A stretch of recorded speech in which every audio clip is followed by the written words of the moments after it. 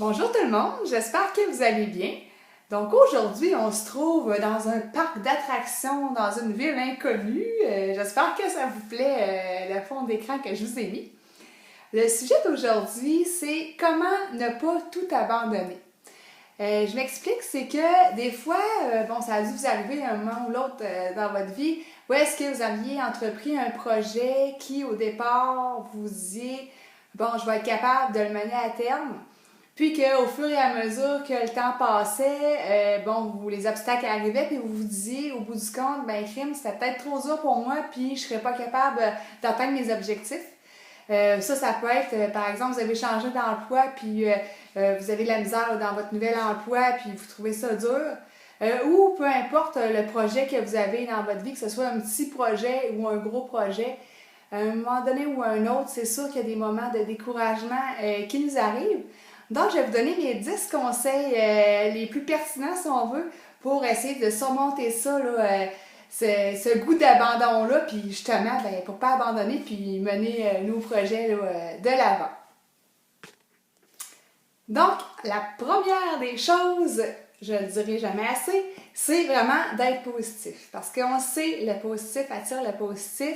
Puis, si au premier obstacle, vous arrêtez puis vous vous dites, ben voyons, c'est bien trop dur, puis je suis pas capable, puis comment ça que les autres sont capables, puis moi, ben je suis bonne à rien, bien c'est sûr que vous attirez les pensées négatives, puis ça vous donne pas le coup de pied, si on veut, dans le derrière pour avancer puis mettre ça de l'avant. Donc, c'est sûr que la première des choses, c'est la positivité. Puis, le deuxième conseil que je peux vous donner, c'est toujours de changer votre façon de penser. Parce que ces deux conseils-là sont reliés ensemble.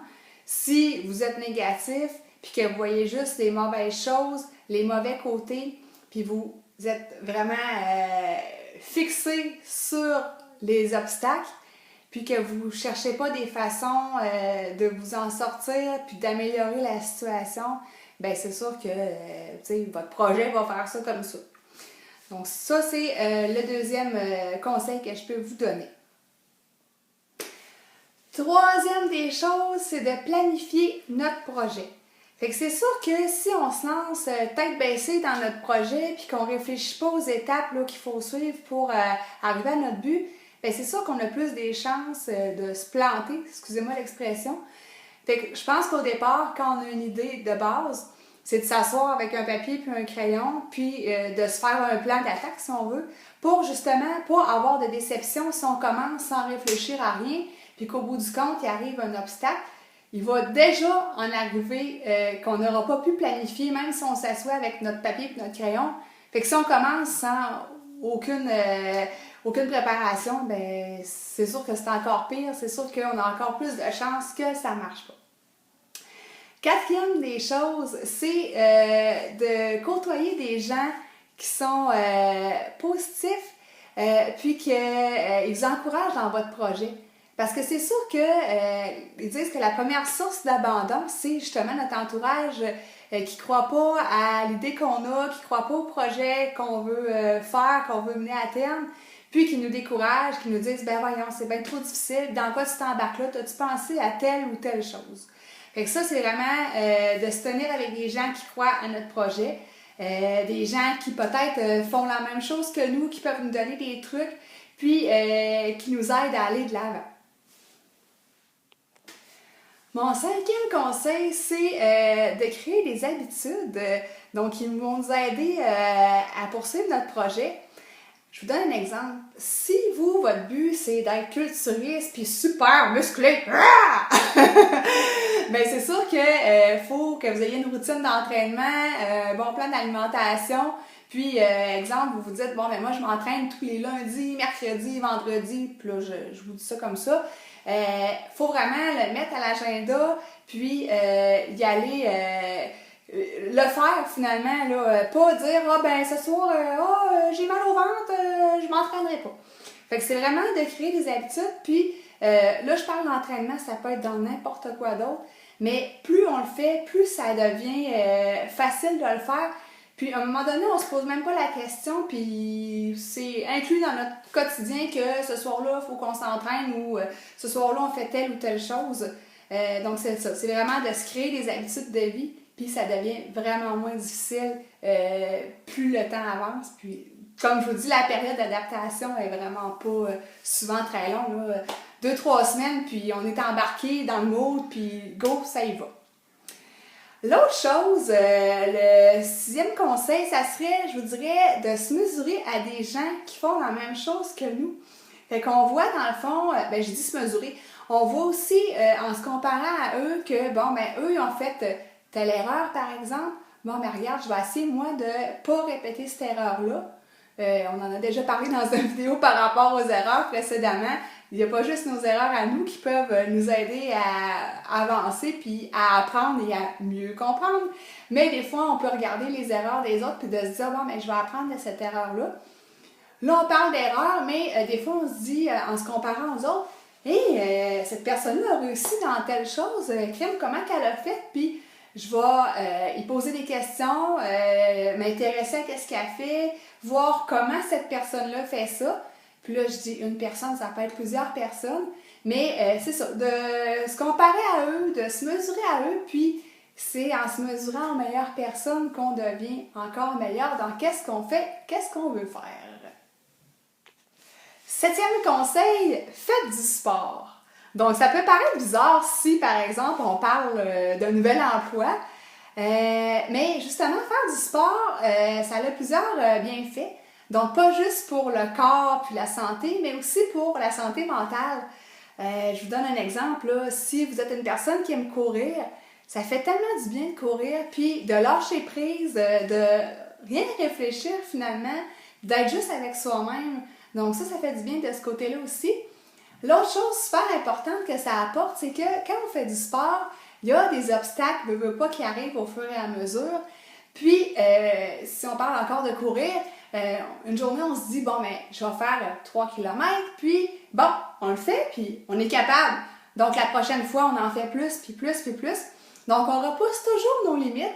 Puis ça, ça nous apporte beaucoup de choses aussi parce que on peut appliquer ça à nos projets aussi, pas juste au sport qu'on fait, mais on peut l'appliquer à nos projets personnels. Donc, c'est une bonne leçon de vie, si on veut, de faire du sport.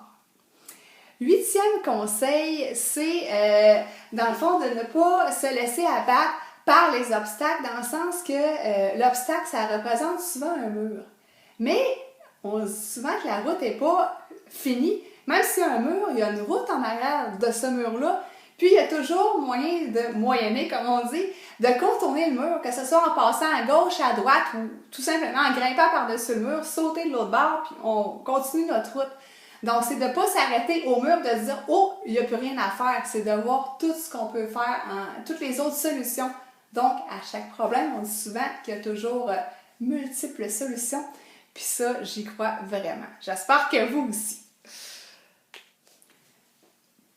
9e conseil, donc, ça serait de se trouver un mentor. Trouver quelqu'un qui nous inspire, qui fait peut-être la même chose que nous ou quelque chose de similaire, quelqu'un qu'on admire, puis d'y parler à cette personne-là, de lui dire notre projet, de lui demander ses conseils, puis de voir qu'est-ce qu'elle a à nous dire, de l'écouter, de voir comment cette personne-là fait pour réussir. Puis, cette personne-là aussi nous aide, elle nous dit pas juste qu'on est beau, puis qu'on est belle, puis qu'on est fin. Avoir une personne qui nous dit la vérité. Regarde, quand tu fais ça, ça marche pas tout à fait, tu devrais réajuster telle chose, puis tu aurais peut-être plus de chances de succès. Donc, se trouver un mentor, c'est vraiment important, puis c'est motivant aussi. 10e des choses, c'est toujours de prendre du recul et d'analyser la situation. Quand on est découragé et qu'on a envie de tout abandonner, là, pourquoi pas là, prendre un petit moment, là, se recueillir dans votre lieu que vous avez là, relax là, chez vous, peu importe. Là. Puis de se dire, c'était quoi ma motivation initiale? Pourquoi je le faisais? Puis qu'est-ce que je voulais que ça m'apporte au bout du compte? Puis, à l'étape 2, 3, 4, je sais pas moi, de notre projet, où est-ce qu'on est rendu? Qu'est-ce que ça m'a apporté à venir jusqu'à date?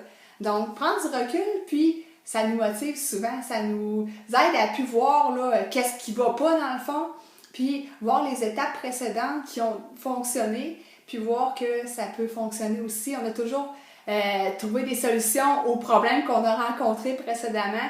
Alors pourquoi qu'on n'en trouverait pas dans le futur pour mener à terme notre projet? Ça, c'est mes 10 conseils. Donc, je vais en avoir quelques-uns supplémentaires en rafale à vous proposer. Rafale! Donc, le premier conseil en rafale, c'est de retenir la leçon et pas l'échec. Donc, oui, si on a déjà eu des échecs, il est arrivé des choses qui ont pu être tristes, qui ont pu être désappointantes, mais de retenir derrière tout ça qu'est-ce qu'on a appris, puis d'arrêter de se concentrer sur l'échec parce que ça, c'est vraiment démotivant puis déprimant. La deuxième des choses, c'est garder la tête haute. Si vous marchez toujours comme ça, vous voyez pas en avant de vous qu'est-ce qui se passe. Vous voyez juste le plancher puis vous voyez pas les autres solutions autour de vous. Donc, gardez la tête haute et soyez fiers.